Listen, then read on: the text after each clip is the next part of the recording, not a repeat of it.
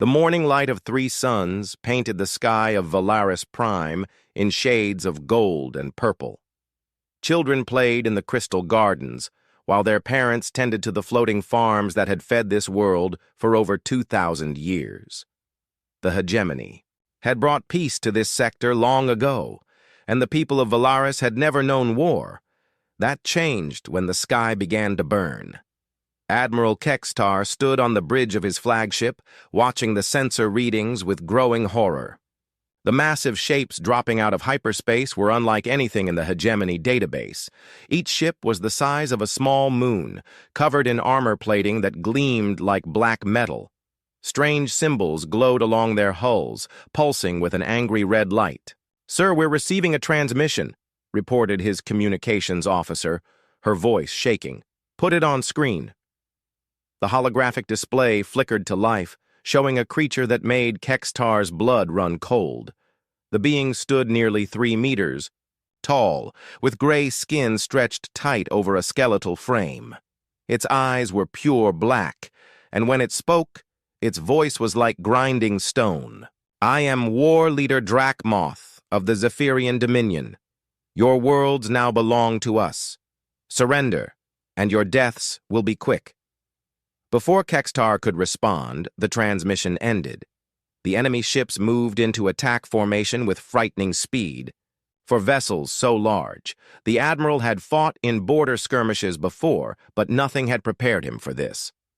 "All ships, battle stations," he ordered. "Form defensive line Delta 7.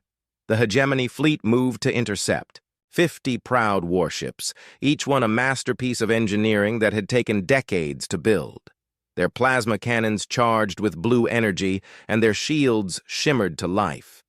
These ships had kept the peace for centuries. They lasted exactly 4 minutes. The Zephyrian weapons were beyond anything the galaxy had seen. Beams of pure destruction lanced out from the enemy dreadnoughts, passing through hegemony shields like they were made of paper. Where the red beams touched, matter simply ceased to exist. Entire sections of ships vanished, leaving the rest to tumble helplessly through space. Captain Mordan watched from the bridge of the cruiser Starlight as his ship's armor melted away under enemy fire. Emergency alarms screamed throughout the vessel as compartment after compartment was breached. "Engineering reports total power failure," his first officer shouted over the chaos. "Life support is failing on decks 5 through 12. Mordan gripped his command chair as another blast rocked the ship. Through the view screen, he could see other hegemony vessels suffering the same fate. The enemy ships moved through their formation like predators among prey, their weapons reaching out to touch ship after ship with deadly precision. "Send a message to Admiral Kextar," Mordan ordered, even as sparks rained down from damaged ceiling panels. "Tell him to retreat. Tell him to warn the other systems. Tell him." The transmission was cut short as a Zephyrian beam found the Starlight's reactor core. On the planet below, the people of Valaris Prime watched their protectors die in the dark between the stars. The children stopped playing. The farmers abandoned their floating fields. Everyone turned their eyes upward as burning debris began to fall like metal rain. Admiral Kextar felt each ship loss like a physical blow. These weren't just vessels.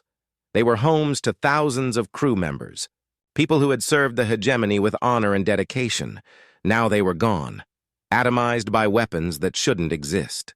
"Sir, the Zephyrians are moving toward the planet," his tactical officer reported.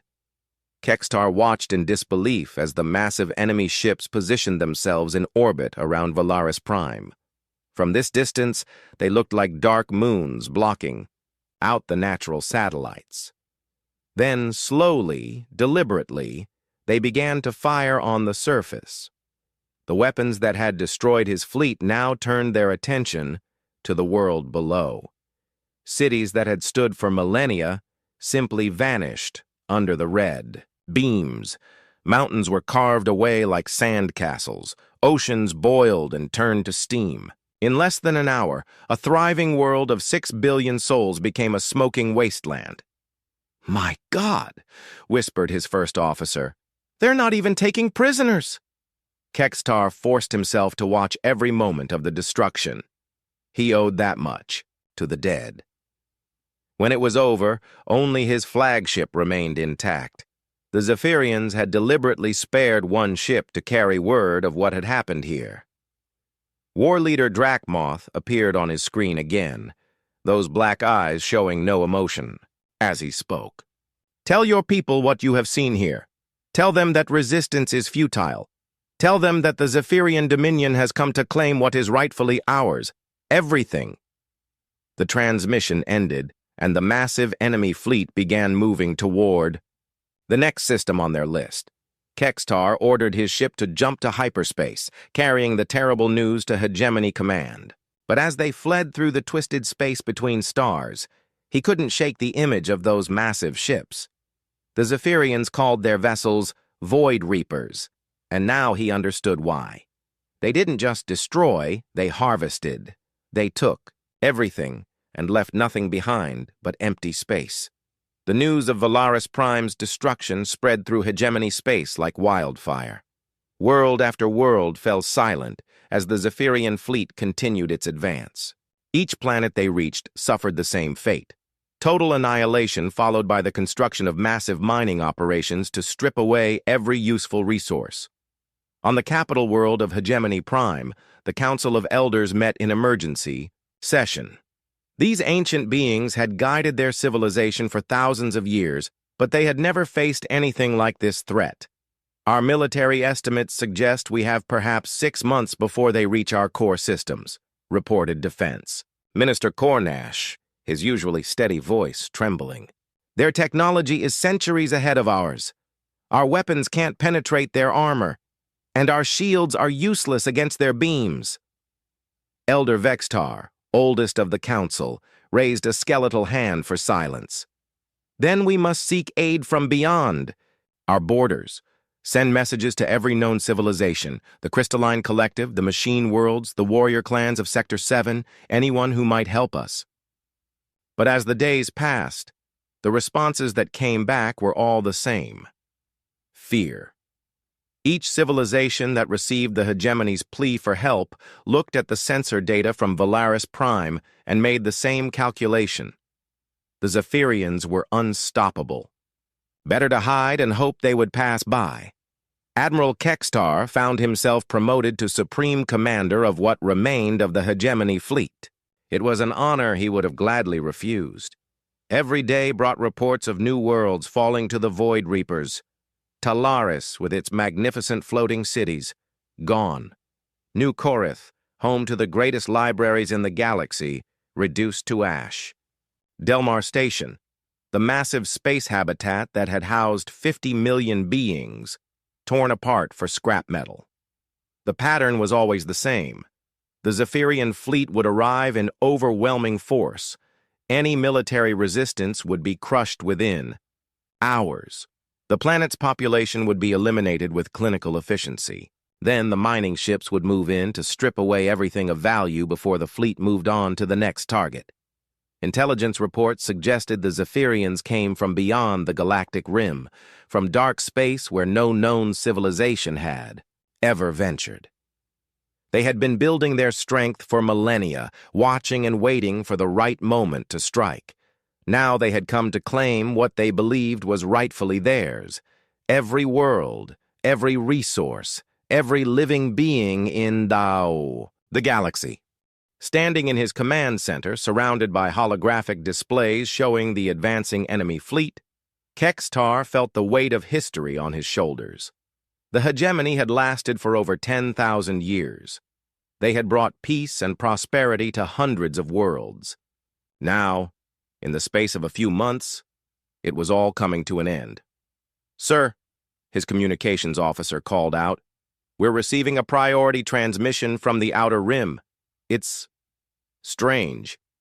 "Define strange," Kextar replied, not looking up from the tactical displays. "The signal is coming from Grid 7429, but our records show that sector as unexplored. The transmission is using an unknown communication protocol, but our computers were able to decode it." Kextar frowned. The outer rim was largely unmapped, filled with dead systems and cosmic debris. What could possibly be out there? Put it through. The holographic display showed a being unlike any in the known galaxy. It stood upright on two legs like many species, but its skin was a strange pale color and hair grew from the top of its head. Most unusual were its eyes. They held an intelligence that seemed both curious and dangerous.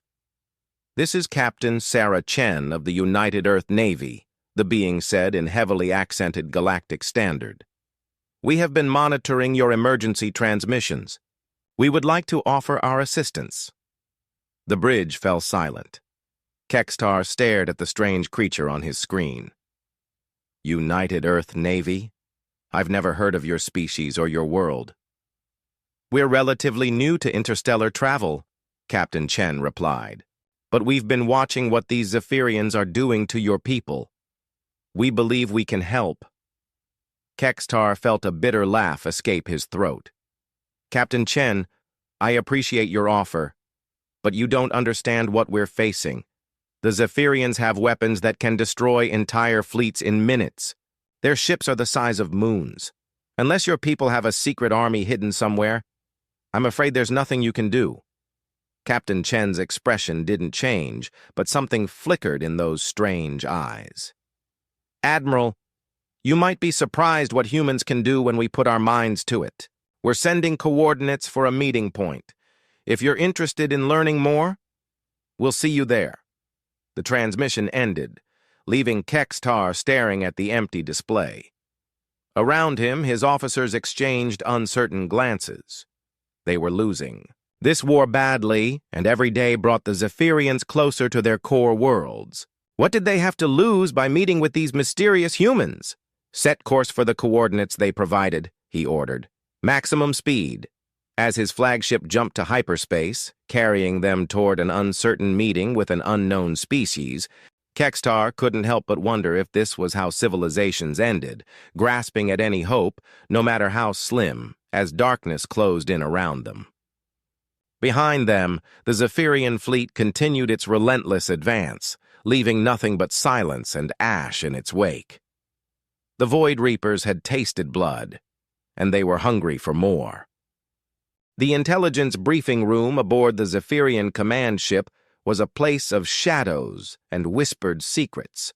War Leader Drakmoth studied the holographic displays that showed their conquest progress with cold satisfaction. 12 worlds had fallen in as many weeks. The resistance had been pathetic. War Leader, his chief intelligence officer, Sub-Commander Krelnox, approached with measured steps. "Our scout ships have detected unusual activity in the Outer Rim territories." Drakmoth's black eyes fixed on his subordinate. "Define unusual." "Communications traffic from a system labeled as Grid 7429 in the hegemony star charts. The signals are primitive but persistent. Our linguists believe they call themselves humans and their world Earth." A low growl escaped Drakmoth's throat. "Show me." The holographic display shifted to show intercepted transmissions. Strange bipedal creatures appeared on screen, chattering in what seemed like dozens of different languages. They appeared soft, weak, with pale skin and odd facial hair. Most puzzling of all, they seemed to be arguing with each other constantly.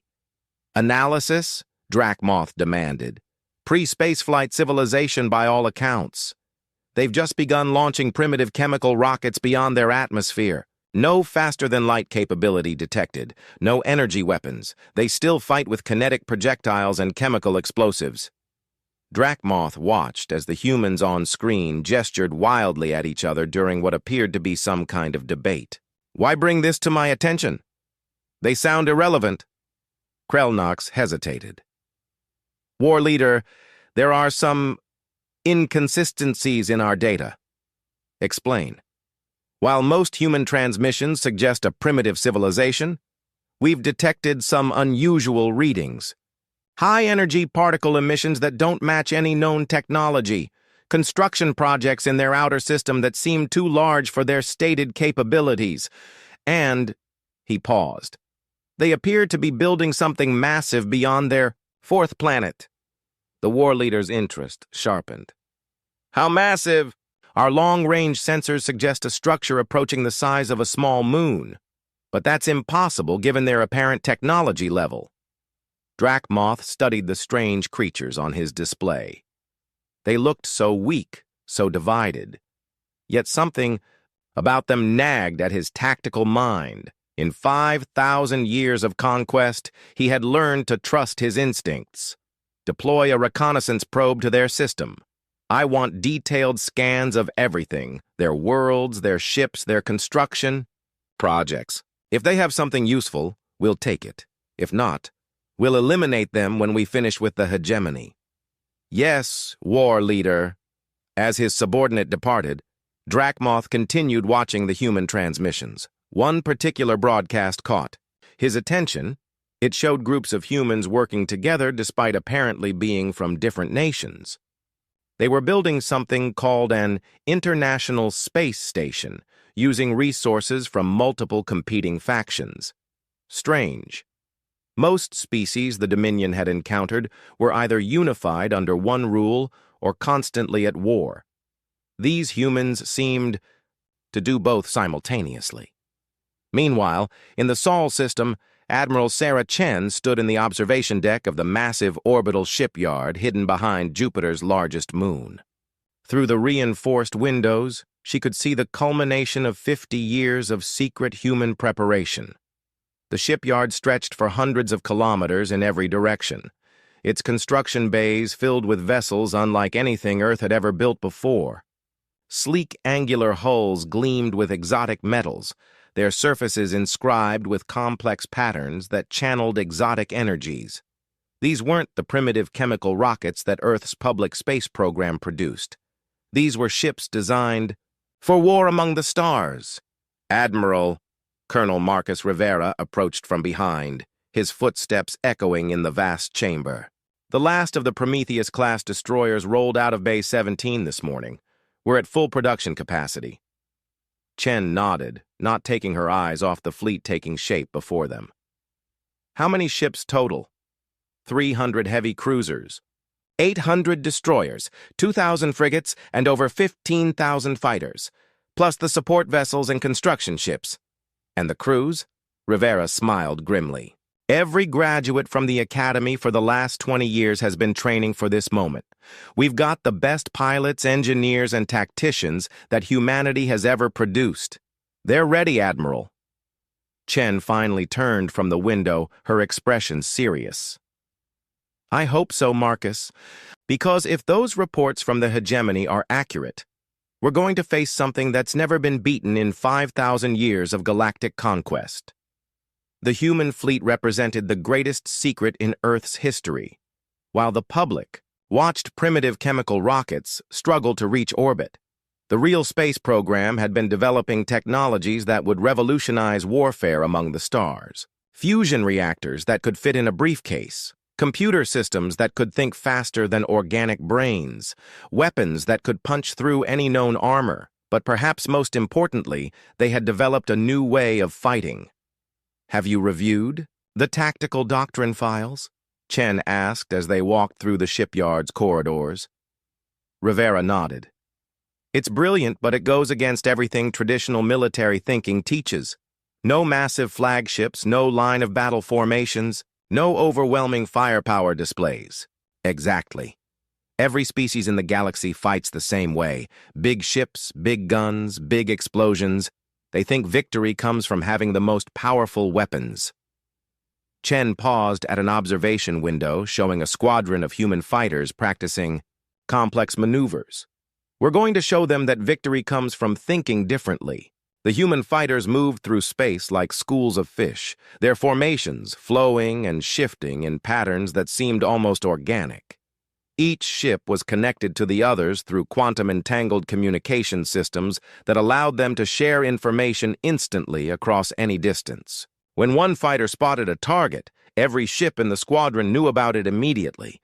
But the real secret wasn't the technology. It was the philosophy behind it. Sir, Lieutenant Commander Park approached with a data pad. We've finished analyzing. The hegemony fleet compositions. Their ships are impressive, but they follow standard galactic doctrine.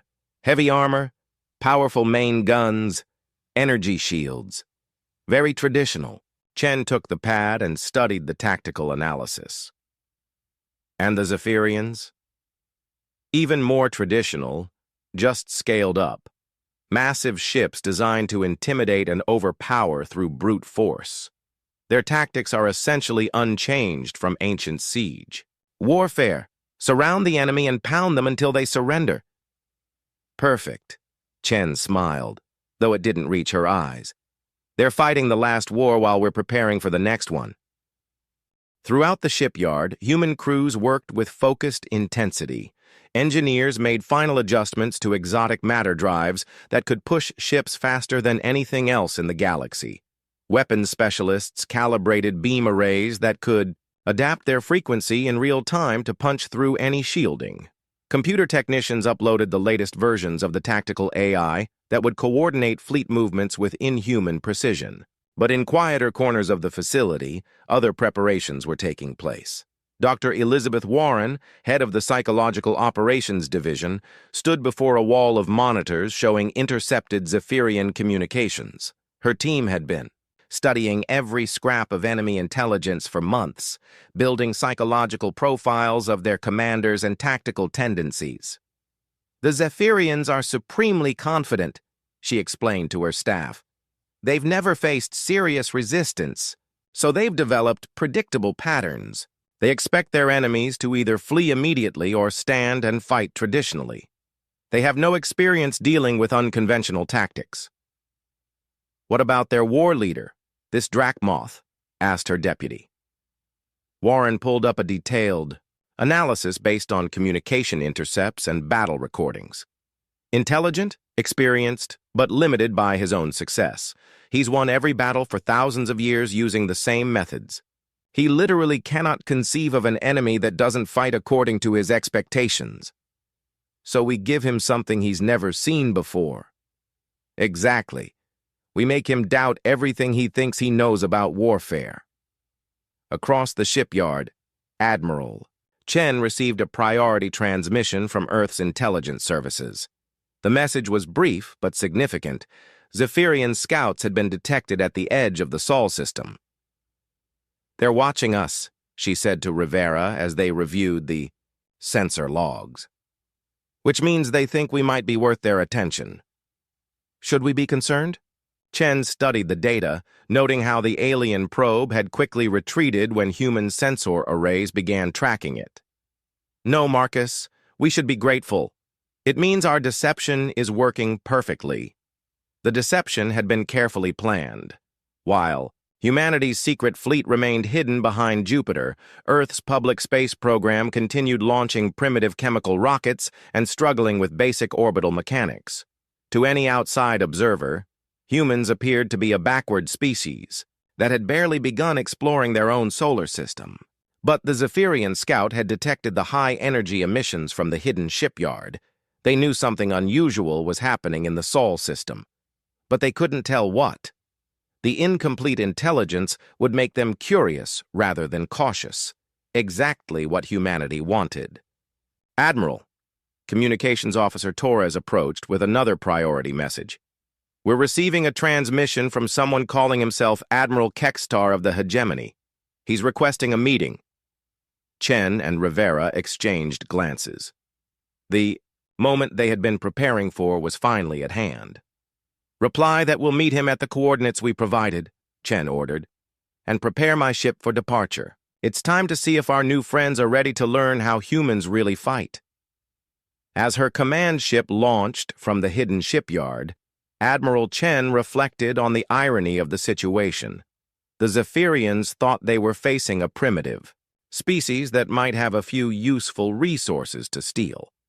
The Hegemony hoped they were meeting potential allies who might offer minor assistance in their desperate fight for survival. Neither of them understood that they were about to encounter something the galaxy had never seen before. A species that had learned to fight not with bigger weapons or thicker armor, but with ideas that could reshape the very nature of war itself. Behind Jupiter's moon, the human fleet continued its preparations. Soon, very soon, the galaxy would learn what it meant when Earth showed up with a dangerous army. The meeting point was a dead system on the edge of hegemony space, where ancient planets orbited a dying red star. Admiral Kextar arrived first, his flagship emerging from hyperspace with the caution of someone who had seen too many ships die in recent weeks. He brought only a small escort, 3 cruisers and a handful of frigates. After what had happened to his main fleet, he couldn't afford to risk more ships.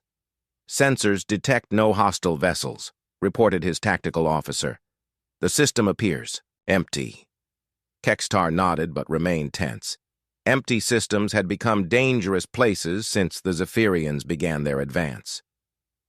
"Maintain alert status. If this human species is as primitive as it claims, where are their ships?" His question was answered moments later as space seemed to ripple near the system's asteroid belt. A ship materialized out of what appeared to be empty space, its hull shimmering as some kind of stealth field deactivated. "By the ancient gods," whispered his first officer. "How did they do that?" The human vessel was unlike anything in Kextar's experience. Where hegemony ships were built for elegance and Zephyrian ships for intimidation, this craft seemed designed for efficiency. Its hull was angular and smooth, covered in a dark material that seemed to absorb light rather than reflect it. No unnecessary decorations, no proud symbols, just functional beauty. "They're hailing us," the communications officer reported. On screen, Captain Sarah Chen appeared on the holographic display, and Kextar found himself studying humanity's first interstellar diplomat. She looked young by his standards, though he knew appearances could be deceiving across species. Her strange, pale eyes held an intelligence that reminded him uncomfortably of the predators from his homeworld. "Admiral Kextar," she said, her pronunciation of galactic standard remarkably good for someone from an unknown species. "Thank you for agreeing to this meeting. I'm Captain Chen, representing the United Earth Navy." "Captain Chen, I must admit your ship's arrival was unexpected. Our sensors detected nothing until you chose to reveal yourself." "Adaptive camouflage," Chen replied matter-of-factly. "We found it useful for avoiding unwanted attention. May I suggest we move to a more secure location for our discussion? This system is rather exposed." Before Kextar could respond, his sensor operator called out urgently. "Sir, multiple contacts dropping out of hyperspace at the system edge." The tactical display showed a nightmare scenario, dozens of Zephyrian ships appearing in attack formation. Not the massive Void Reapers, but smaller patrol vessels and destroyers. Still more than enough to obliterate both the hegemony and human ships. "It's a trap," Kextar said grimly. "They followed us here." "No." Captain Chen's voice was calm, but her expression had hardened. "They followed you. Our ship's stealth systems were active until moments ago." The Zephyrian fleet commander's face appeared on every ship's communication screen simultaneously. Sub-Commander Velthar was younger than the war leader, but equally ruthless, his gray skin marked with the ritual scars of 100 victories. "Hegemony. Vessel, you are ordered to surrender immediately. Your companion ship will also submit to boarding and inspection. Resistance will result in immediate destruction." Kextar felt the familiar weight of helplessness settle over him. He had perhaps 30 seconds before the Zephyrian weapons recharged and turned his ships into expanding clouds of debris. "Captain Chen," he said urgently, "you need to flee. Your ship's stealth technology might let you escape. There's no reason for both our species to die here." To his surprise, Captain Chen's expression didn't show fear. It showed something that looked disturbingly like anticipation. "Admiral, with respect, we didn't come all this way to run from a fight. All ships, this is Captain Chen. Execute Protocol 7. Kextar was about to ask what Protocol 7 meant when space around them began to change. The human ship's hull seemed to flow like liquid metal, revealing weapon ports that hadn't been visible moments before. But more shocking was what happened next. The empty space around them suddenly filled with ships. Dozens of human vessels materialized as their stealth fields deactivated, surrounding the Zephyrian fleet in a perfect sphere of firepower. Impossible, Kextar breathed. Where did they all come from? Admiral, Captain Chen said, never taking her eyes off the tactical display. There's something you should know about humans. We really don't like bullies. Sub-Commander Velthar's confident expression flickered as his sensors registered the new contacts. Unknown vessels. You will identify yourselves and withdraw immediately. This is Zephyrian space now. Captain Chen opened a channel to the Zephyrian commander. When she spoke, her voice carried the quiet authority of someone accustomed to being obeyed. Sub-Commander Velthar, this is Captain Sarah Chen of the United Earth Navy. You are ordered to withdraw from this system immediately. You have 30 seconds to comply. Velthar's response was a harsh laugh. Primitive aliens dare to threaten the Dominion? You know nothing of our power. Actually, Chen replied with what humans called a smile, though Kextar found the expression somehow predatory. We know quite a lot about your power. We've been studying your tactics for months. Predictable target acquisition patterns, over-reliance on energy shields, and a complete inability to adapt when your standard doctrine fails. The Zephyrian commander's gray face darkened with rage. Destroy them all! What happened next would be studied in military academies across the galaxy for generations to come. The Zephyrian ships opened fire with their devastating red beam weapons, the same energy projectors that had carved through hegemony fleets like paper. But instead of standing still to receive the attack like traditional warships, the human vessels simply weren't there when the beams arrived. Every human ship moved at exactly the right moment, their formations flowing around the incoming fire like water around rocks. It wasn't random evasion. It was perfect coordination that suggested each ship somehow knew where every other ship would be at any given moment. How are they communicating so precisely? Kextar asked his sensor operator. Sir, I'm detecting quantum entanglement signatures.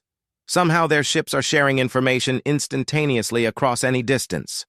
While the Zephyrians were still trying to understand why their first salvo had missed completely, the human ships began their counterattack.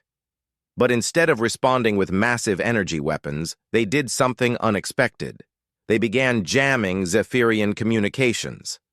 Suddenly, the perfectly coordinated Zephyrian fleet found itself unable to talk to each other.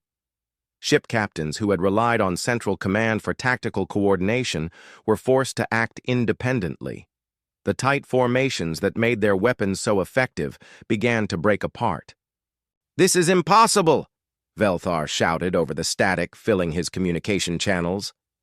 No primitive species should possess such advanced electronic warfare capabilities. Captain Chen's voice cut through the interference with crystal clarity. Sub-Commander, you're making the same mistake that cost you the battle before it started. You assumed we were primitive because we look different from you. That's not very smart for a species that claims to be superior. The human ships began their attack runs, and Kextar watched in amazement as they demonstrated tactics he had never imagined. Instead of trading fire at long range like civilized warships, the human vessels darted in close, using their superior speed and maneuverability to stay inside the Zephyrian ships' targeting systems. The weapons they used were unlike anything in the galactic database. Beams that seemed to adapt their frequency in real time, punching through Zephyrian shields that had never been penetrated before. Missiles that changed course mid-flight to strike weak points that conventional sensors couldn't detect.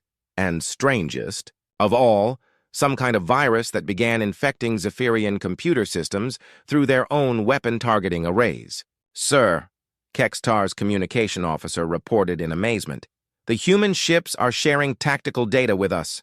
They're showing us exactly where to hit the Zephyrian vessels for maximum effect. For the first time in months, Kextar felt something he had almost forgotten. Hope. All ships, follow the human targeting data. Give these invaders a taste of hegemony steel. The battle lasted exactly 17 minutes. When it was over, the Zephyrian patrol fleet was either destroyed or fleeing in disorder. Not a single human ship had been lost, and only minor damage had been inflicted on the hegemony vessels. Sub-Commander Velthar's flagship limped away on emergency power, its proud gray hull scorched and breached in a dozen places.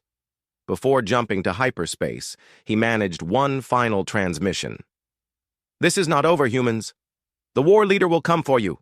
Our full fleet will turn your worlds to ash." Captain Chen's response was broadcast on all frequencies, ensuring that every fleeing Zephyrian ship heard her words clearly.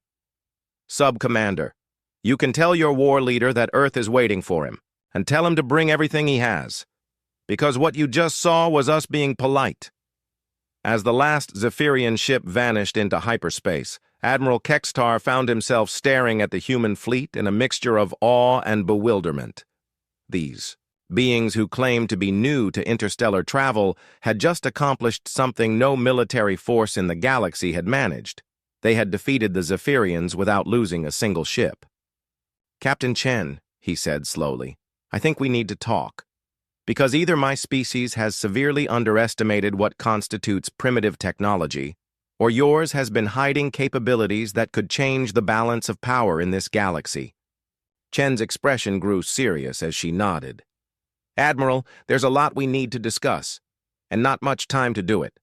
Because when those survivors report back to their war leader, he's going to come looking for us with everything he has. Can your people stand against their full fleet?" Captain Chen was quiet for a moment, and when she spoke, her voice carried a weight that suggested she had seen things the galaxy wasn't ready to understand. "Admiral, the Zephyrians think they're the apex predators in this galaxy. They've spent thousands of years conquering primitive civilizations that couldn't fight back effectively, but they've never faced a species that grew up on a world where everything was trying to kill everything else. They've never fought an enemy that learned warfare from necessity rather than choice." She paused, looking out at the debris field that had once been Zephyrian warships. "When Earth shows up with our real army, the Zephyrians are going to learn that there's a difference between being the biggest predator in the galaxy and being the smartest one." Kextar felt a chill run down his spine. Something in the human captain's tone suggested that what he had just witnessed wasn't humanity's full strength. It was just a small sample of what they were capable of when they decided to go to war. The galaxy was about to become a much more dangerous place. War leader Drakmoth stood in the command center of his flagship, studying the tactical reports from Sub-Commander Velthar's failed patrol. The massive Void Reaper's bridge was a cathedral of black metal and glowing displays designed to intimidate anyone who dared set foot aboard it. Today, however, Drakmoth felt something he hadn't experienced in 5,000 years of conquest: uncertainty. "Play the recording again," he ordered, his voice echoing in the vast chamber. The holographic display showed the final moments of the battle from Velthar's perspective. Drakmoth watched as 17 Zephyrian ships were systematically dismantled by an enemy that moved like nothing he had ever seen. The human vessels flowed through space like living creatures, their formations shifting and adapting with an organic fluidity that defied traditional tactical analysis. "Analysis," he demanded from his tactical staff. Senior Analyst Krovek stepped forward, his usual confidence replaced by confusion. "War leader, these humans appear to use completely unconventional warfare doctrine. Their ships are smaller than ours but faster and more maneuverable. Their weapons adapt in real time to counter our defenses. Most concerning, they demonstrate perfect coordination without centralized command. Impossible. No fleet can coordinate without command structure. Nevertheless, war leader, the evidence suggests they share tactical information instantaneously across their entire formation. Each ship appears to know exactly what every other ship will do before it happens." Drakmoth studied the data, his black eyes reflecting the glow of the tactical displays. The Zephyrian Dominion had conquered 3 galaxies using the same basics: Strategy. Overwhelm the enemy with superior firepower and intimidating ship designs.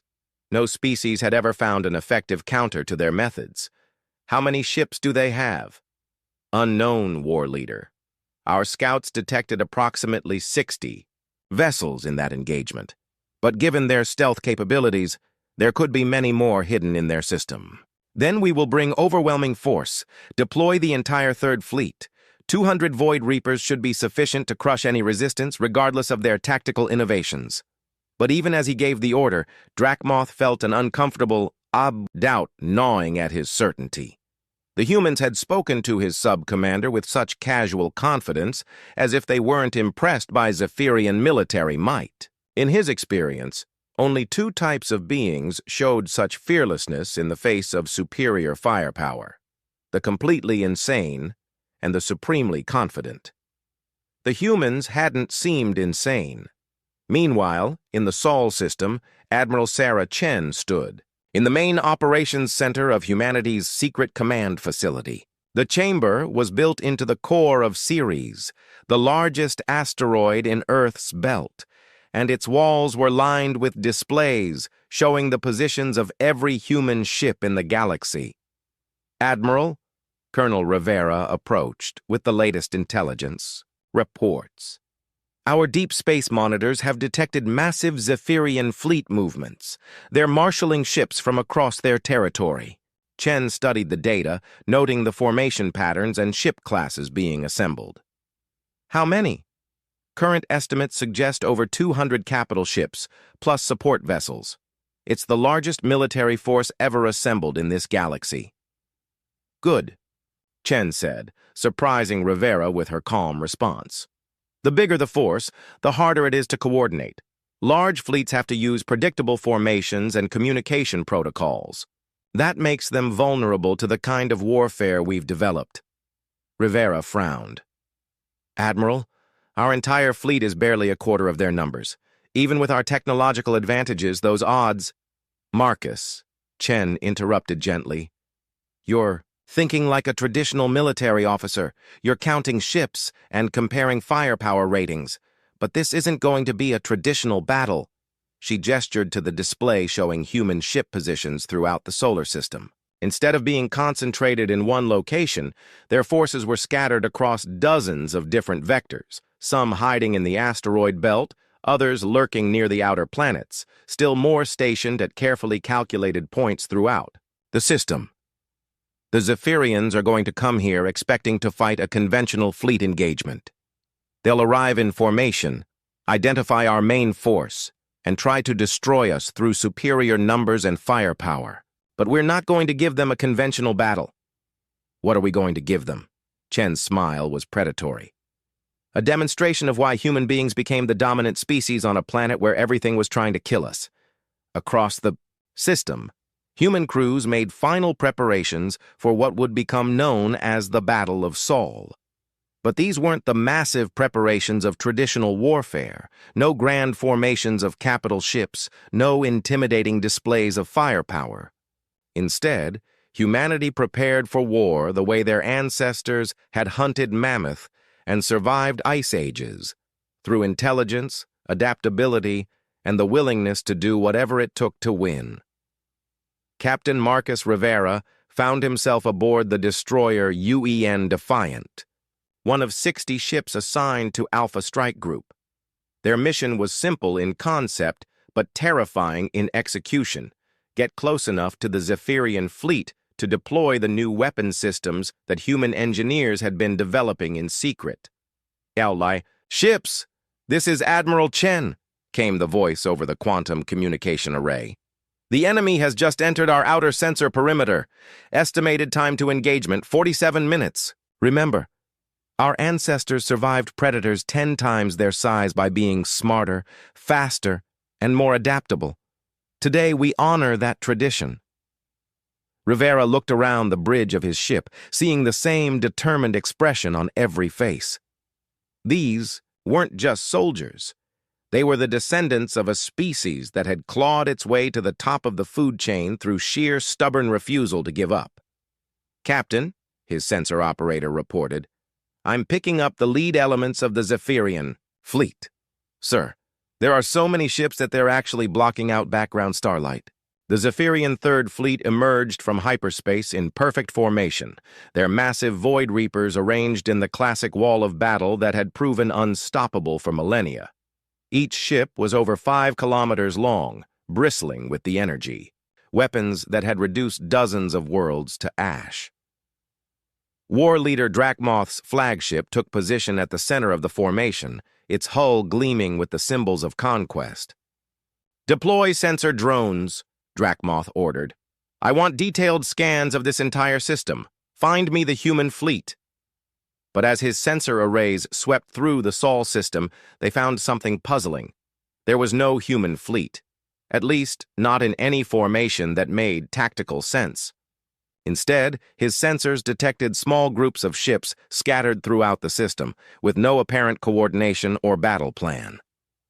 "War leader," his tactical officer reported, "we're detecting approximately 300 human vessels, but they're dispersed across the entire system. No main battle line, no defensive formations. It's as if they've spread their forces randomly." Drakmoth frowned. "Perhaps they're trying to evacuate their population?" "Negative, sir. The ships appear to be military vessels, not transports, and they're maintaining position rather than fleeing. Then they're either insane or—" Drakmoth paused, remembering the confidence in Captain Chen's voice during their last communication. "Or they have a plan we don't understand." Before he could analyze the situation further, the battle began.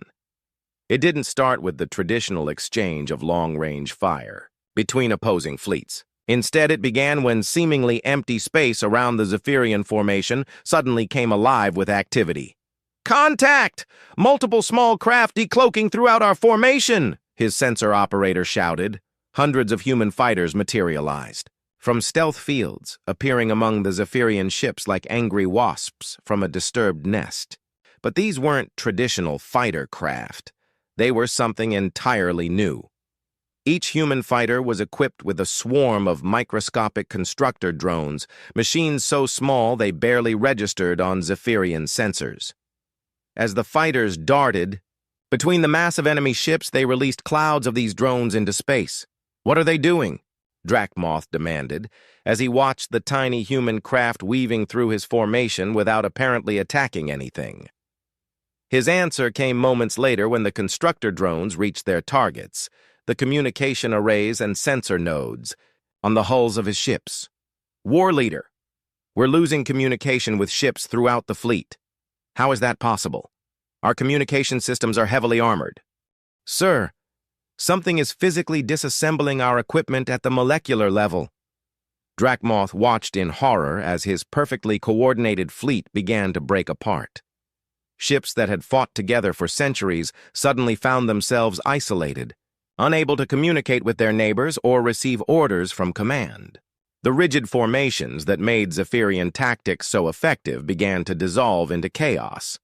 But the constructor swarms weren't finished. As Zephyrian ships tried to adapt to the communication breakdown, the microscopic machines began a new task. They started building. Using raw materials harvested from the enemy ships themselves, the constructor drones began assembling weapons platforms in the vacuum of space. Within minutes, the Zephyrian fleet found itself surrounded by thousands of improvised gun platforms, each one targeting a different ship with precisely calibrated fire. "This is impossible!" Drakmoth roared. "No species can construct weapons in the middle of a battle!" But as he watched his mighty fleet being dismantled by an enemy that seemed to think and adapt faster than any organic mind could follow, he began to understand what the humans had tried to tell him. They weren't fighting like a traditional military force. They were fighting like a living organism, each ship a cell in a vast distributed intelligence that could respond to threats and opportunities with inhuman speed and precision. Captain Rivera, watching the battle unfold from his position near Jupiter, felt a mixture of awe and terror at what humanity had become. "My God," he whispered, "we're not just fighting them, we're evolving faster than they can adapt." The human fleet moved through the chaos of the disintegrating Zephyrian formation, like antibodies through an infected bloodstream. Each ship knew exactly where to be, when to attack, and how to coordinate with every other vessel in the fleet. It was beautiful, terrifying, and utterly inhuman in its precision. War leader Drakmoth, watching his invincible fleet being systematically destroyed by an enemy that refused to fight according to any known rules of warfare, finally understood the true horror of what he was facing. The humans weren't just another species to be conquered. They were something entirely new, a form of intelligence that had evolved specifically to survive and thrive in the most dangerous environment imaginable. And now they had turned that evolutionary advantage toward the art of war. For the first time in 5,000 years, the Zephyrian Dominion was facing an enemy that was not just willing to fight, but was better at it than they were. War leader Drakmoth felt his flagship shudder as another wave of human weapons found their mark. The bridge of his mighty Void Reaper, once a symbol of unstoppable conquest, now resembled a wounded beast's den. Sparks cascaded from damaged control panels while the air filled with the acrid smoke of burning circuits. "Status report!" he bellowed over the chaos. "We've lost 60% of our fleet," his tactical officer replied, her voice cracking with disbelief. "The humans are everywhere. At once, our formation has completely collapsed." Through the main view screen, Drakmoth watched his carefully planned battle turn into a nightmare beyond his worst fears. The human ships moved through the wreckage of his fleet like hunters finishing off wounded prey. But it wasn't their technology. That terrified him most. It was their complete disregard for conventional military doctrine. They weren't trying to capture territory or demonstrate their power. They were simply efficiently destroying everything he had built. "Sir!" his communications officer called out. "We're receiving a transmission from the human fleet commander." Put it through. Admiral Sarah Chen appeared on his screen, and Drakmoth was struck by how calm she looked despite commanding a battle that was rewriting the rules of galactic warfare. Behind her, he could see human crew members working with the same focused intensity he had once admired in his own forces. "War leader Drakmoth," she said, her voice carrying across the static of damaged communication arrays. "I'm going to offer you something your species has never given to others, a chance to surrender." Drakmoth's gray face twisted with rage. "The Zephyrian Dominion does not surrender. We are the masters of this galaxy." "Were," Chen corrected gently. "You were the masters of this galaxy. Past tense. Your fleet is broken, your tactics are obsolete, and your empire is about to collapse. But it doesn't have to end with the complete destruction of your species." "What are you talking about?" Instead of answering directly, Chen gestured to someone off-screen. The display split to show feeds from across the galaxy, each one showing scenes that made Drakmoth's blood run cold. On the conquered world of Talaris, the massive mining installations that had been strip mining the planet were under attack by the planet's supposedly extinct population. But these weren't the desperate acts of a few survivors. This was a coordinated uprising using weapons and tactics that the natives should never have possessed. On New Korith, the Zephyrian garrison that had been overseeing the destruction of the ancient libraries found themselves surrounded by an army of scholars wielding energy weapons of unknown design. On dozens of worlds across the former Zephyrian territory, the same pattern was repeating. The conquered populations were rising up with military equipment and tactical knowledge that had appeared from nowhere. "How?" Drakmoth whispered. "While you were gathering your fleet to attack us," Chen explained, "we were busy distributing something far more dangerous than weapons to every world you've conquered. We gave them information." The display showed intercepted Zephyrian military communications, tactical manuals, fleet positions, supply routes, command codes, everything that a resistance movement would need to strike at the heart of an occupying force. You see, War Leader, humans learned a long time ago that the most powerful weapon isn't a gun or a bomb. It's an idea. And the idea we've been spreading across your empire is simple. Your forces can be beaten. Dracmoth watched in horror as reports flooded in from across his territory. Garrison forces that had maintained control through fear and overwhelming firepower suddenly found themselves facing enemies who knew exactly when they were vulnerable, where they kept their supplies, and how their communication systems worked. "This is impossible," he said, though his voice lacked conviction. "Our empire spans 3 galaxies. You cannot be coordinating resistance on thousands of worlds simultaneously." "You're right," Chen agreed. "We can't coordinate thousands of simultaneous uprisings. But we don't need to. We just need to give oppressed people the tools they need to coordinate themselves."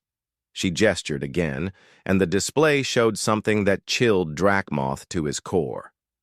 Throughout Zephyrian space, the conquered species were communicating with each other using human-designed quantum communication networks. Species that had been isolated for decades were suddenly sharing intelligence, coordinating attacks and supporting each other's resistance movements.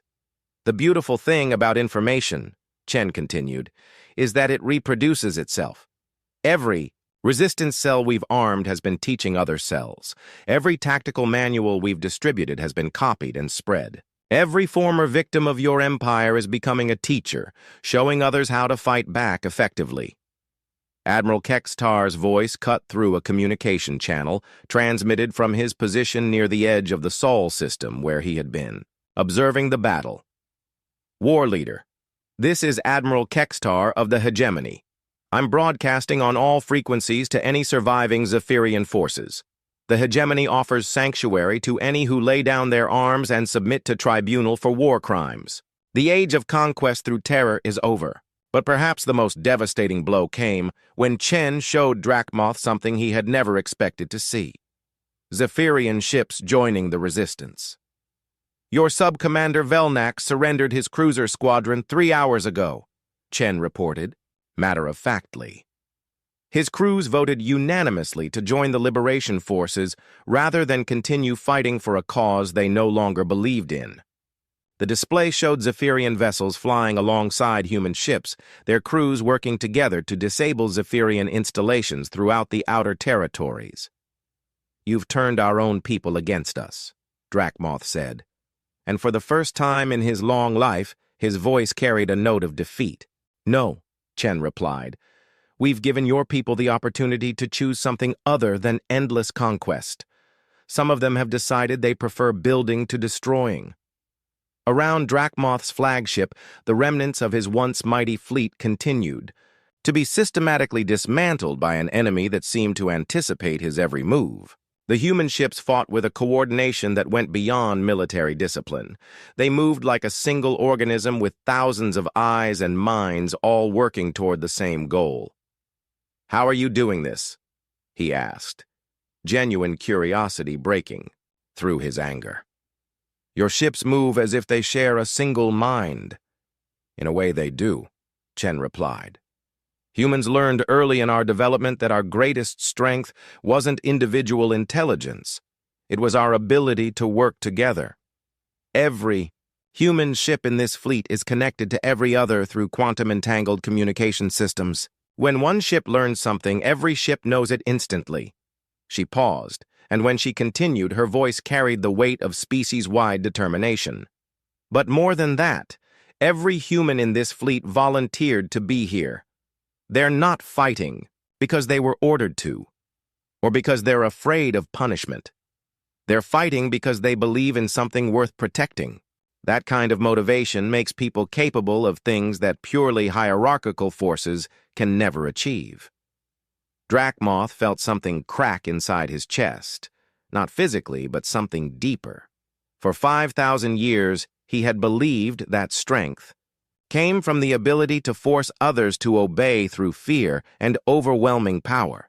Now he was watching that philosophy be dismantled by beings who had chosen to fight not from fear, but from hope. "What do you want from us?" he asked finally. "Complete withdrawal from all conquered territories," Chen replied without hesitation. "Reparations to the species you've enslaved, submission to Galactic Tribunal for war crimes, and a fundamental restructuring of your society away from conquest and toward productive cooperation with other species. And if we refuse? Chen's expression didn't change, but something cold flickered in her eyes. Then we continue the demonstration until you change your mind. War leader, you need to understand something about humans. We spent millions of years learning how to survive on a world that was constantly trying to kill us. We got very, very good at it. The display shifted to show new intelligence reports. Human constructor swarms had reached the asteroid belts of conquered systems and were building massive industrial complexes at impossible speeds. Weapons factories, ship construction facilities, and communication networks were springing up across former Zephyrian territory like a technological plague. Every day you delay surrender, we become stronger while you become weaker. Your empire is collapsing from within as your former victims learn to fight back effectively. Your forces are deserting or switching sides. Your supply lines are being systematically destroyed by people who know exactly where they're vulnerable.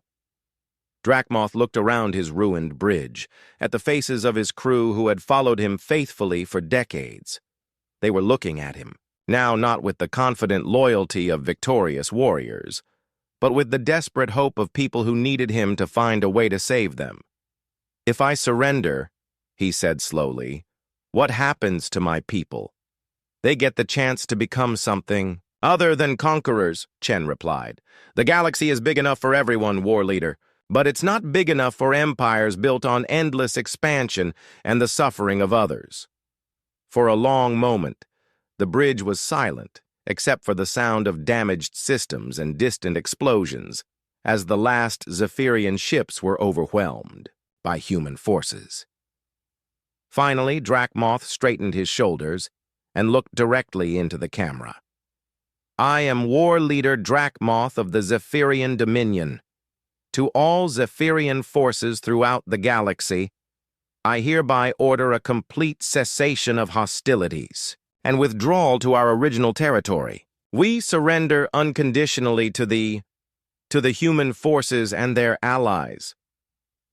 As his words echoed across the galaxy, carried by communication networks that the humans had somehow infiltrated completely, Drakmoth felt the weight of 5,000 years of conquest finally lift from his shoulders. "Admiral Chen," he said quietly, "your species has shown us that there are forms of strength we never imagined. Perhaps it is time for the Zephyrians to learn new ways of existing in this galaxy." Chen nodded, and for the first time in their conversation, her expression showed something that might have been respect. "War leader, the first step toward redemption is admitting that change is necessary. Welcome to a new era of galactic civilization. It's going to be very different from what you're used to." As human ships moved to escort the surrendering Zephyrian forces toward processing centers, Admiral Kextar opened a channel to Admiral Chen. "Admiral," he said, his voice filled with wonder, "in all my years, I have never seen anything like what your species accomplished here today. You didn't just win a battle, you fundamentally changed how warfare itself will be conducted in this galaxy." Chen smiled, and this time it was warm rather than predatory.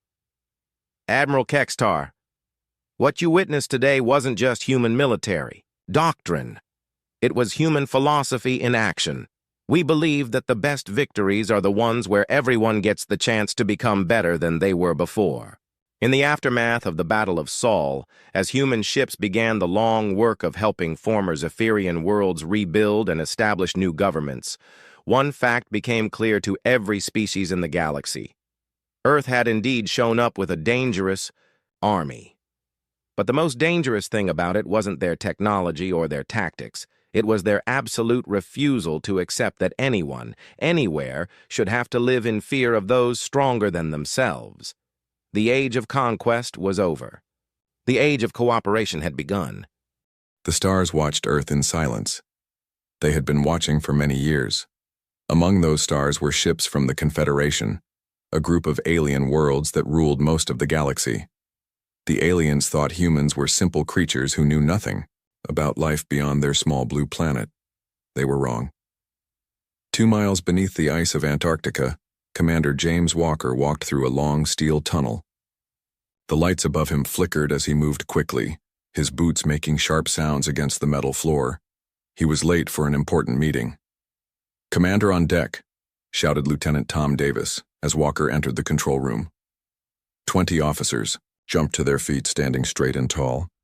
"At ease," Walker said, moving to the large round table in the center of the room. "What's the status of our visitors?" Major Annabelle touched a screen on the wall. A large image appeared showing 3 strange-shaped ships moving toward Earth. "The Confederation delegation will reach orbit in 6 hours, Commander," she said. "Their message remains the same. They come in peace to welcome humanity to the galactic community." Walker made a sound that was almost a laugh. "And we're supposed to believe that?" "Intelligence suggests they expect no resistance," said Davis, pulling up more images. "Their scans of Earth show only our public space stations and commercial satellites. They've missed everything important." Walker nodded, his face serious. "Good. Let's keep it that way." He turned to the others around the table. "The President will meet their delegation as planned. Our orders are to remain hidden unless attacked." The meeting continued with reports about the Confederation ships, their weapons, and what Earth knew about the aliens. Walker listened carefully, asking questions when needed.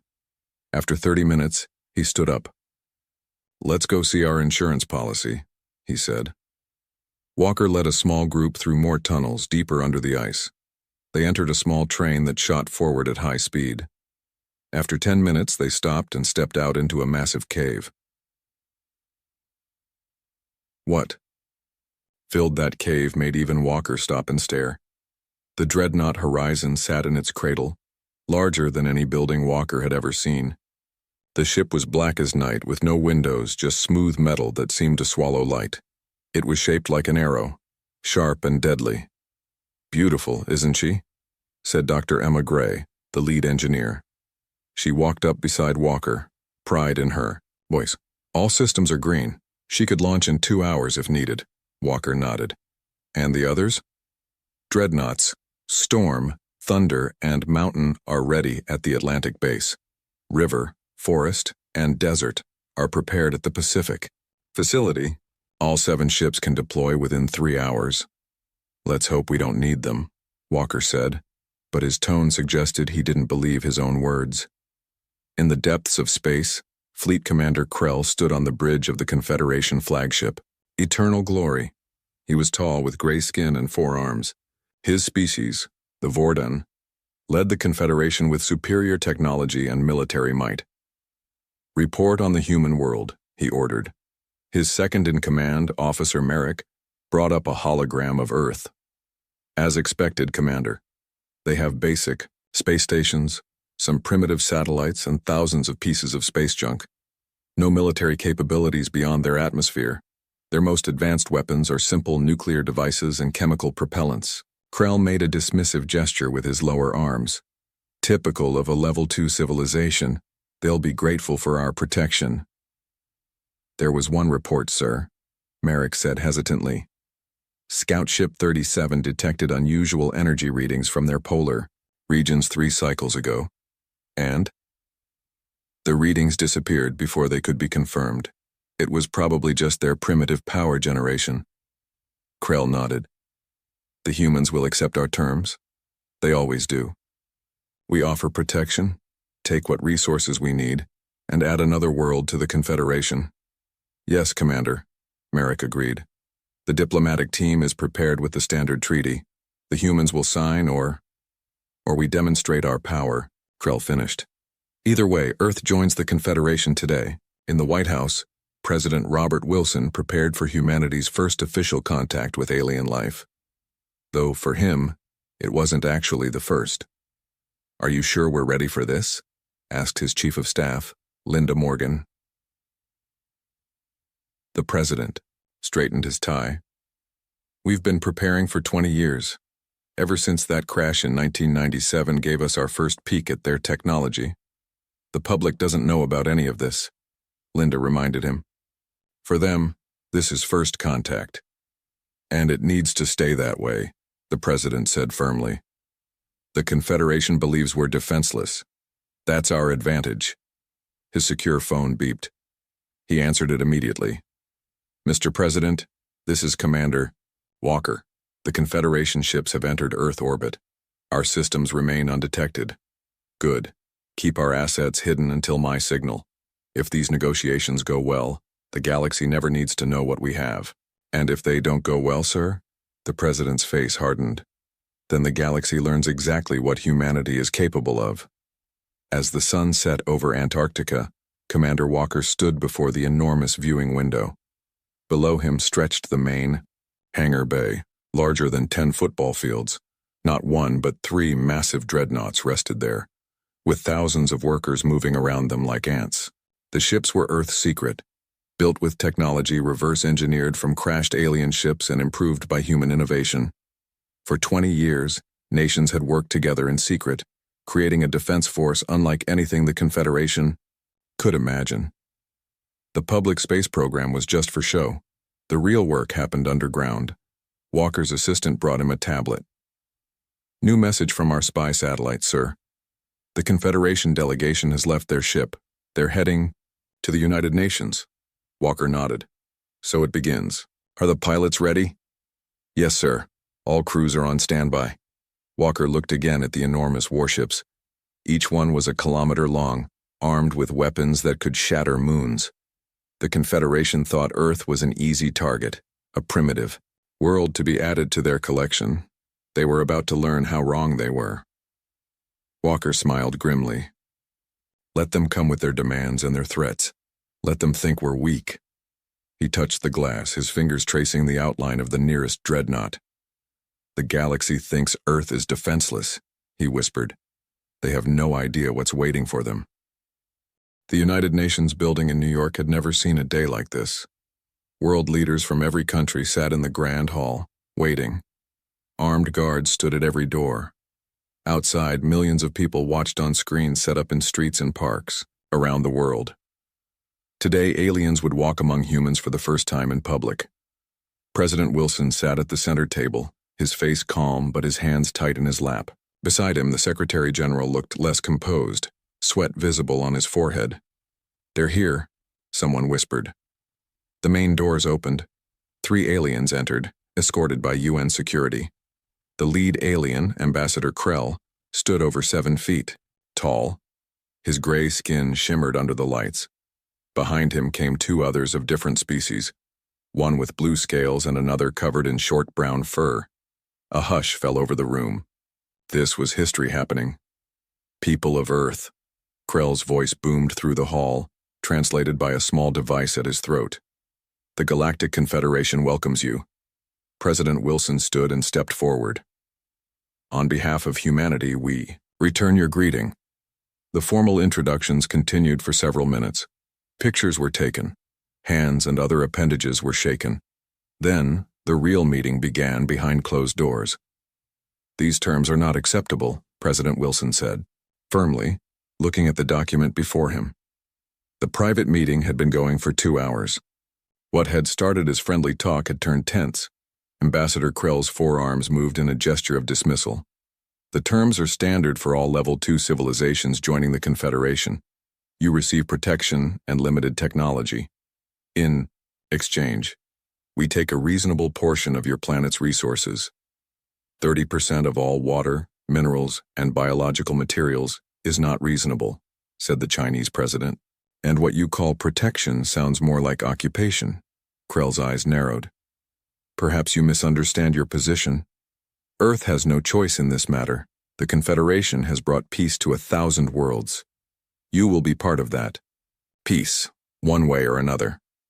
The French president leaned forward. Are you threatening us, Ambassador? Not threatening. Explaining reality. Krell stood up, towering over the humans. We expected gratitude.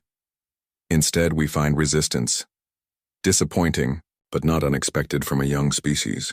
We need time to consider, President Wilson said carefully. Krell nodded. You have 24 hours. I suggest you use them wisely. Deep beneath Antarctica, Commander Walker watched the meeting through a secure feed. When it ended, a call came. Immediately. They're threatening us just as we expected, President Wilson said, his image clear on the screen. Prepare for possible action. I don't think this ends peacefully. Walker nodded. We're ready, sir. But there's something else you should know. He brought up a satellite image showing a small Confederation ship breaking away from the main fleet. It was heading toward northern Canada. Our systems picked this up 10 minutes ago. They're making a move. The president's face hardened. They're testing us, or setting up for a demonstration of force.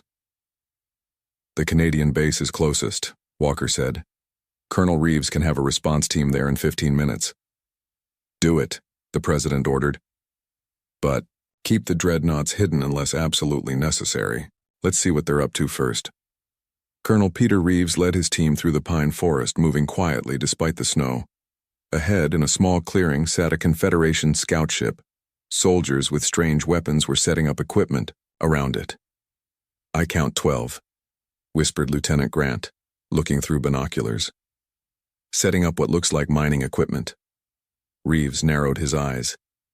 They're not waiting for permission. They're taking what they want. He raised his radio. Command, this is Reaper Team. Confederation forces are establishing what appears to be a mining operation. Request instructions. Commander Walker's voice came back immediately. Observe only. Do not engage unless they move toward the base.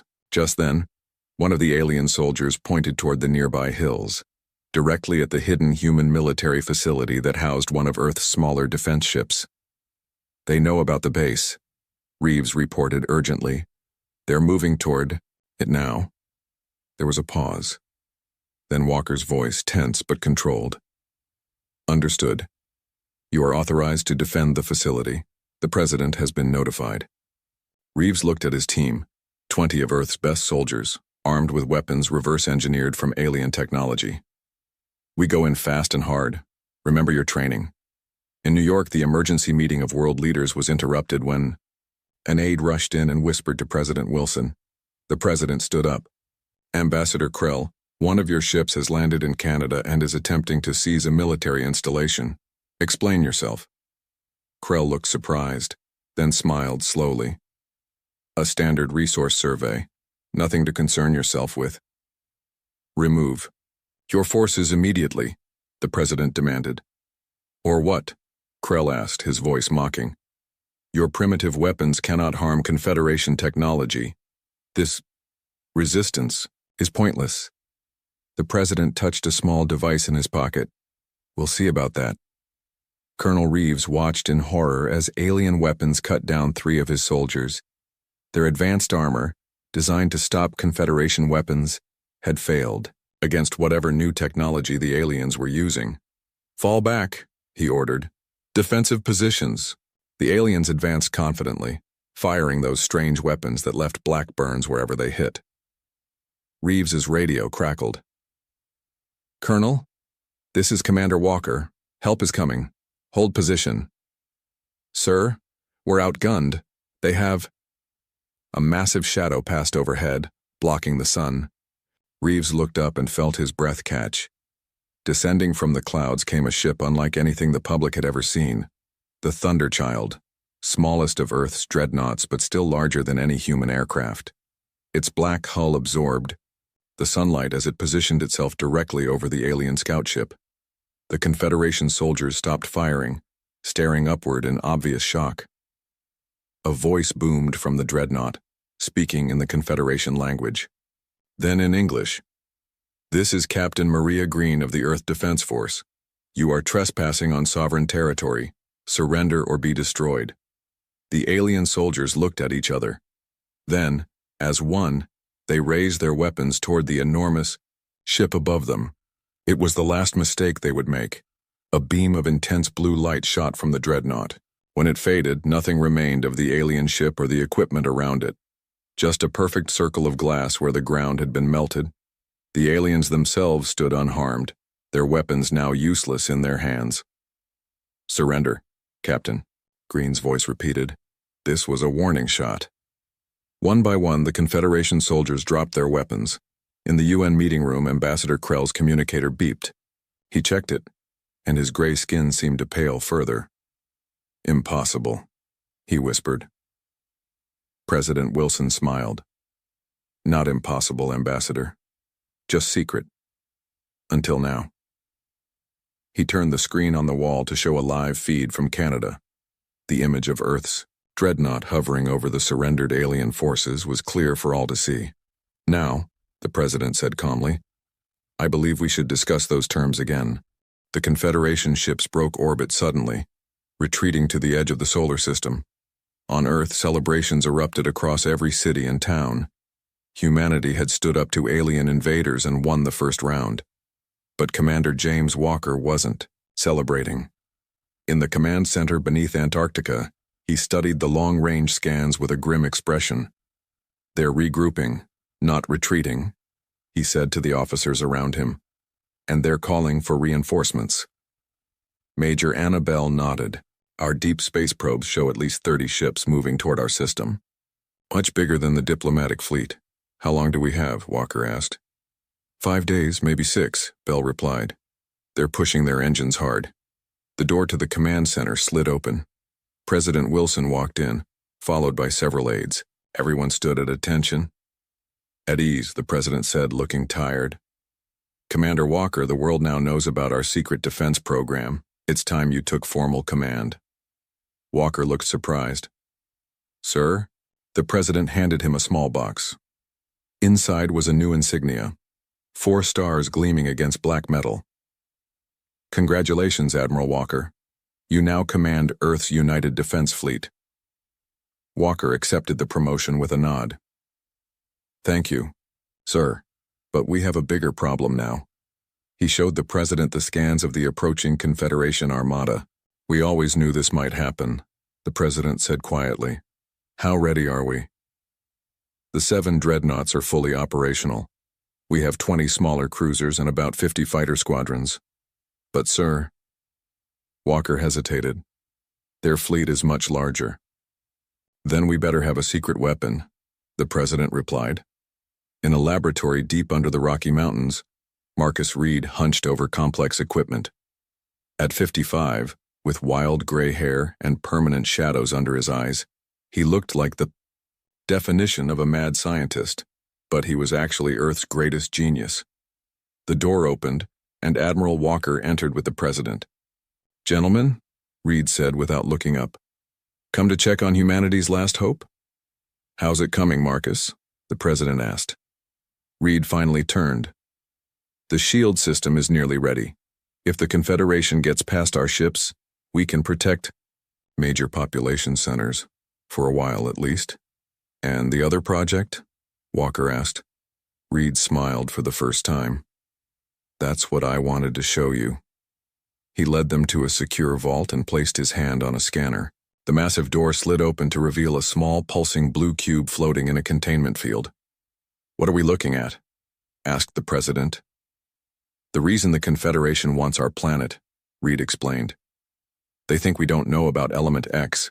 They think we're just sitting on it without understanding what we have." "And what do we have?" Walker asked, staring at the cube. "The most powerful energy source in the known galaxy," Reed said.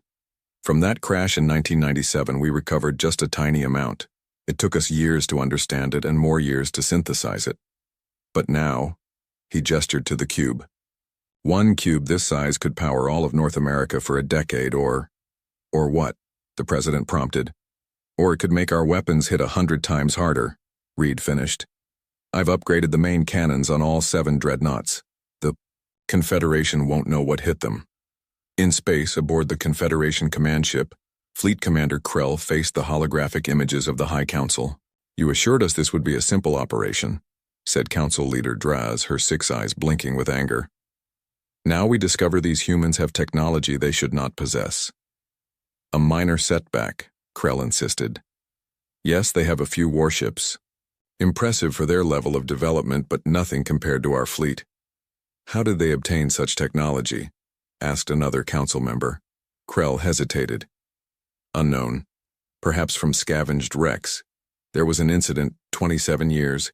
ago when a scout ship crashed on their world. We thought nothing survived. Clearly something did, Draz said coldly. Now they must be crushed completely. We cannot allow a level 2 civilization to possess element X. If others learn what Earth has done, our control of the galaxy would be threatened. I understand. Krell bowed his head. The fleet will arrive in 5 days. Earth will be subjugated and all their technology will be confiscated. Not subjugated, Draz corrected. Make an example of them. Destroy their military capabilities completely. Take what we need and leave them broken. Admiral Walker stood on the bridge of the dreadnought Horizon as it rose from its underground hangar. Sunlight touched the massive ship for the first time as it cleared the opening in the Antarctic ice. All systems operational, Admiral, reported Captain Harris. The other ships report ready as well. Walker nodded, watching as 6 more enormous black ships appeared on his display, rising from hidden bases around the world. The Storm, Thunder, Mountain, River, Forest, and Desert, Earth's dreadnought fleet, now revealed to friend and foe alike. Take us into high orbit, Walker ordered. Formation Alpha. The 7 ships moved with surprising grace for their size, forming a protective ring around Earth. On the ground below, people gathered to watch, pointing at the sky where their defenders now stood visible. Admiral, the communications officer called out, incoming transmission from Marcus Reed. Reed's face appeared on the main screen. The upgrades are complete, Admiral. All ships now have Element X enhanced weapons, and there's more good news. The planetary shield system is online ahead of schedule. Good work, Marcus. There's something else you should know, Reed continued, his expression serious.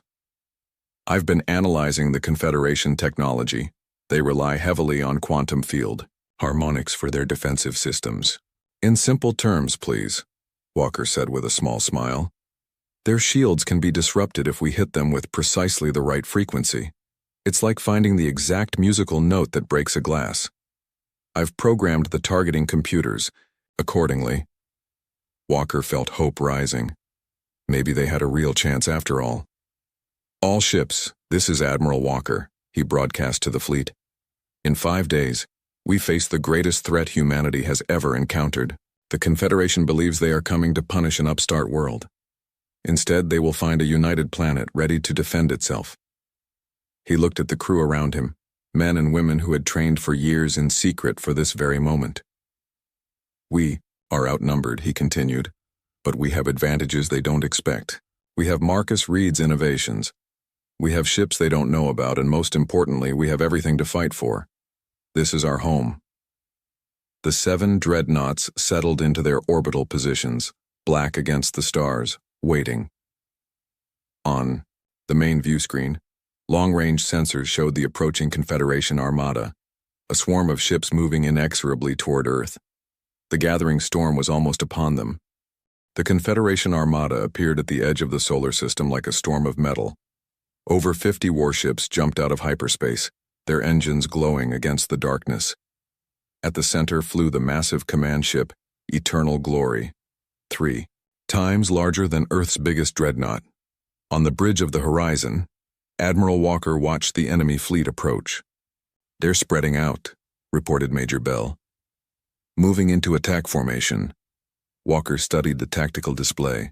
The Confederation ships were arranging themselves in a wide arc, planning to surround Earth from all sides. They expect us to stay in defensive positions around the planet, Walker said. So let's do something unexpected. He turned to his communications officer. Send orders to all ships. Execute Battle Plan Theta. Across Earth's fleet, captains received their orders. To the surprise of the watching Confederation, the 7 dreadnoughts and their escort ships didn't hold position. Instead, they accelerated outward, moving to meet the enemy before they could reach Earth. On the Eternal Glory, Fleet Commander Krell watched with interest. They're coming to us, he said, brave but foolish. Sir, his tactical officer reported, human ships are splitting into 3 groups. They're not maintaining a unified formation. Krell studied the movement. They have no experience in space warfare. Their tactics are amateur, He turned to his command staff. Target the isolated group to the left first. Destroy their lead ship. Let's show them the price of defiance. 20 Confederation warships broke formation, moving to intercept the smallest group of Earth vessels, 2 dreadnoughts and 5 cruisers. They've taken the bait, Walker said as he watched the enemy ships change course. Exactly as we hoped. The horizon led the main group of 3 dreadnoughts straight toward the center of the Confederation line. To each side, smaller groups of Earth ships drew away portions of the enemy fleet. All ships, initiate Phase 2, Walker ordered. Just as the first Confederation ships came within firing range of the leftmost Earth group, something unexpected happened. The Earth ships vanished from their sensors. "What's happening?" Krell demanded, looking at the suddenly empty tactical display. "Where are they?" "Unknown, Commander," replied his sensor officer. "They were there and then... nothing. It's like they disappeared." "Impossible. Find them." Before they could react, the missing Earth ships reappeared, but now they were behind the Confederation attack group. "Reed's cloaking technology works," Walker said with satisfaction as reports came in. "Now, while they're confused, all ships, open fire." The dreadnoughts Thunder and Mountain fired their main weapons for the first time in actual combat. Beams of brilliant blue energy, enhanced by Element X, lanced out toward the enemy ships. The first shots caught the Confederation vessels with their rear shields lowered. 3 enemy warships erupted into expanding clouds of debris. The battle quickly spread across the solar system. Earthships used their superior knowledge of the terrain, hiding behind moons and within asteroid fields, striking and then disappearing again. On the horizon, Walker coordinated the attacks. Group 2 moved to Saturn's rings. Group 3 take position behind Mars. The Confederation forces had numbers on their side, but they were fighting in unfamiliar territory against an enemy using tactics they had never seen before.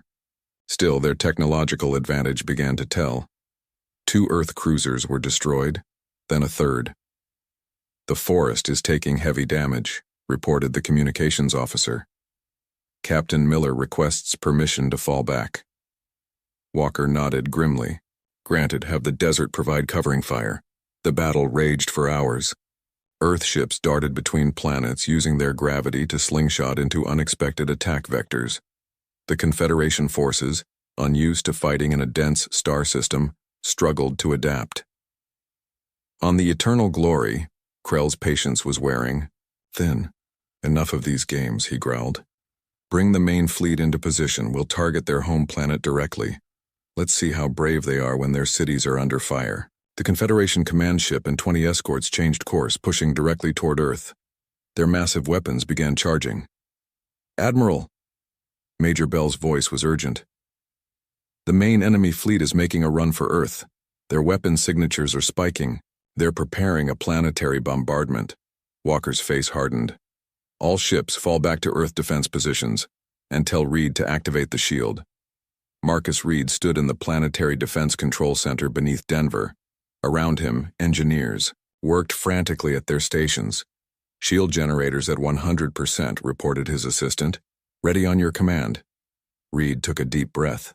This technology had been tested in simulations, but never at full scale. If it failed, Earth would be defenseless against the Confederation's heaviest weapons. "Activate the shield," he ordered. Across the planet, hidden generators powered up. A faint blue shimmer began to spread from each location, growing until they connected. Soon the entire Earth was covered by a transparent dome of energy, barely visible except where the sun's light caught it at certain angles.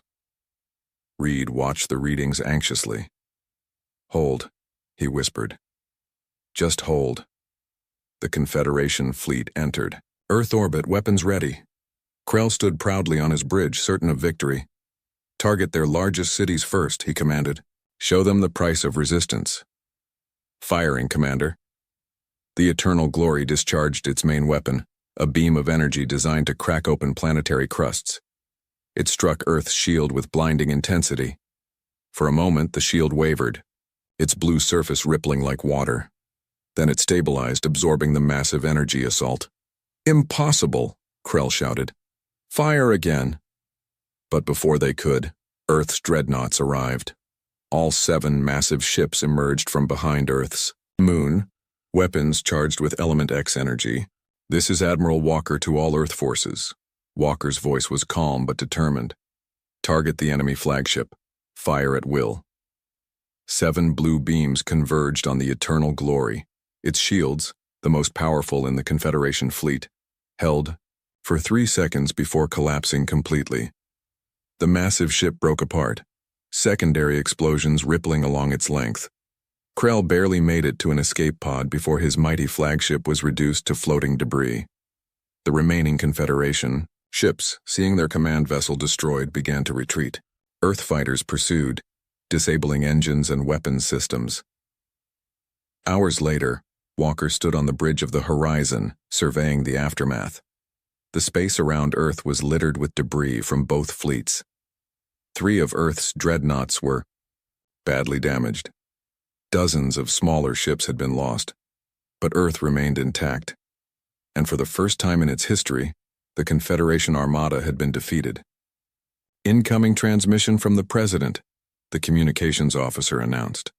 The President's tired but smiling face appeared on screen.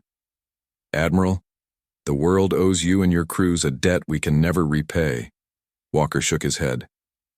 "It's not over, sir. The Confederation will send more ships." "Perhaps," the President agreed. "But today, we've shown the galaxy that humanity will not be conquered easily. And I suspect we may find we have allies we didn't know about." As if to confirm his words, new signals appeared on the long-range sensors. Ships were arriving, but not Confederation designs. These were different. "Sir," Major Bell reported with surprise, "we're receiving transmissions from the new arrivals. They claim to be representatives of worlds that want to break free from Confederation control. They're asking to speak with the leaders of Earth." Walker looked out at the stars where new possibilities were suddenly opening. "It seems," he said quietly, "the galaxy is changing." 1 month after the Battle of Sol, Admiral Walker stood in the rebuilt United Nations chamber. The room had changed. Now, alongside human leaders, sat representatives from 12 alien species, former members of the Confederation who had broken away after Earth's victory. "The Alliance of Free Worlds," President Wilson was saying, "will be founded on principles of mutual respect and cooperation. No world will rule over another." Walker watched the faces of the alien delegates. Some nodded in agreement. Others looked uncertain. Change never came easily, especially for species who had lived under Confederation rule for centuries. A tall, blue-skinned alien named Trell stood up. His people, the Akarans, had been among the first to reach out to Earth after the battle. "For too long, the Confederation has controlled the galaxy through fear and resource domination," Trell said. "They monopolized Element X, keeping the rest of us dependent. Earth has shown us another way is possible." Walker smiled slightly. Earth's victory had sent shockwaves through the galaxy. The myth of Confederation invincibility was shattered. Now rebellions were breaking out on dozens of worlds. Later that day, Walker met with Marcus Reed in his laboratory beneath the Rocky Mountains. Reed looked healthier than he had in years, energized by new challenges in the exchange of knowledge with alien scientists. "How are the repairs going?" Walker asked. Reed led him to a massive screen showing the 7 dreadnoughts in various stages of repair. "The Horizon and Storm will be fully operational within a week. The others need more time." Walker nodded. "And the new designs?" Reed's eyes lit up. He touched the screen, bringing up schematics for a new class of ship. "I call it the Defender class. Twice the size of our current dreadnoughts with integrated cloaking systems and Element X power cores." "How many can we build?" "With the new alliance helping, we could have 3 ready in a year." Walker studied the designs. "The Confederation won't stay quiet forever. They've retreated to their core systems, but they're rebuilding." "Let them come," Reed said confidently. "Next time, we'll be even, more ready." In the remains of the Confederation High Council chamber, only 5 members now sat where once there had been 20. Fleet Commander Krell stood before them, his pride broken, but his anger burning hot. The human problem must be addressed, he insisted.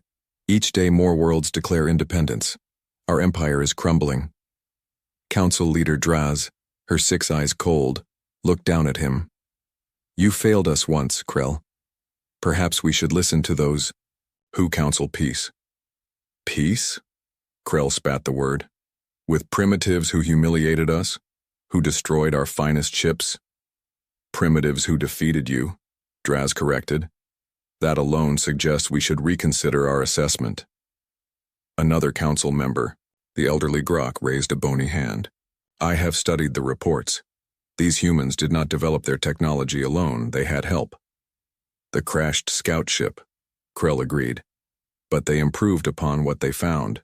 Their cloaking technology, their shields. These are innovations the Confederation has never seen. Draz was silent for a moment. Perhaps there is another approach. If they cannot be conquered, then they must be contained, finished Grok. We will rebuild our fleets, double our production of war vessels. And when we are ready, we will not just attack Earth, we will crush this entire alliance in one strike. 6 months passed. Earth had changed dramatically. Alien technology, shared freely among alliance members, had revolutionized human society. Clean energy, advanced medicine, faster transportation, the benefits were everywhere. Admiral Walker now commanded not just Earth's fleet, but the combined defensive forces of the Alliance. Today he was preparing for a dangerous mission. Are you sure about this? President Wilson asked as they walked toward the shuttle bay where Walker's team waited. We need to know what the Confederation is planning, Walker replied. Our new friends say they're building something massive in the Arcturus system, and you need to lead this mission personally? Walker smiled grimly. Some jobs you can't delegate, Mr. President. The shuttle took them to the Horizon, now fully repaired and upgraded. On the bridge, Walker found his command crew ready, along with representatives from 3 alien species who would join the mission. Set course for the Galactic Council, Walker ordered. It's time we introduced ourselves properly. The journey took 3 weeks at maximum speed. When they arrived, the Horizon was joined by ships from other Alliance worlds. Together, they approached the massive space station that served as the seat of galactic government. They're hailing us, Admiral, reported the communications officer. On screen, the face of Council Leader Draz appeared. Admiral Walker, you are bold to come here. Bold but necessary, Walker replied calmly. The galaxy is changing. The old ways are ending. We come with an offer of peace, but not submission. Draz's multiple eyes blinked slowly. You have caused much disruption, human. Not us. Walker shook his head. The Confederation's own actions brought this about. Your empire was built on oppression. It was bound to fall eventually. And you think your alliance will do better? We know it will, Walker said confidently. Because we don't seek to rule. We seek to cooperate. As negotiations continued over the following days, Walker met privately with Reed via secure communication. How are things at home? Walker asked. Reed looked excited. The new Element X production facility is operational. We no longer need to mine it. We can create it. And I've made progress on the planetary defense grid. Soon every Alliance world will have the same shield protection as Earth. Good, Walker said. Because I don't trust this peace to last. Neither do I, Reed agreed. But for the first time, I believe we might actually win a full-scale war. The technology sharing has accelerated everything. Ideas from a dozen worlds combined. Walker nodded. Keep building, keep innovating. The Confederation respects only strength. 1 year after the Battle of Sol, representatives from over 50 worlds gathered on Earth to formalize the Alliance. Charter. The ceremony took place in the open air, beneath the stars that were no longer unreachable. Admiral Walker stood alongside President Wilson as the documents were signed. Beside them stood Marcus Reed, now head of the Alliance Science Division. Did you ever imagine this? Wilson asked quietly as they watched. Walker looked up at the night sky where the lights of alien ships twinkled among the stars. Not like this. I thought we'd be fighting for survival. Instead, we're building something new. They thought Earth was defenseless, Reed said with a smile. They never expected us to change the galaxy. As the ceremony concluded, news arrived from the edge of Alliance space. Confederation ships were massing. The peace had been short-lived, as expected. But this time, Earth wasn't alone. This time, humanity stood with allies united against oppression. Walker looked toward the horizon where the first light of dawn was breaking. Whatever came next, one thing was certain. The galaxy would never underestimate humans again. And somewhere in the vast darkness of space, Earth's dreadnoughts waited, ready to defend not just one world now, but a vision of freedom that had spread across the stars.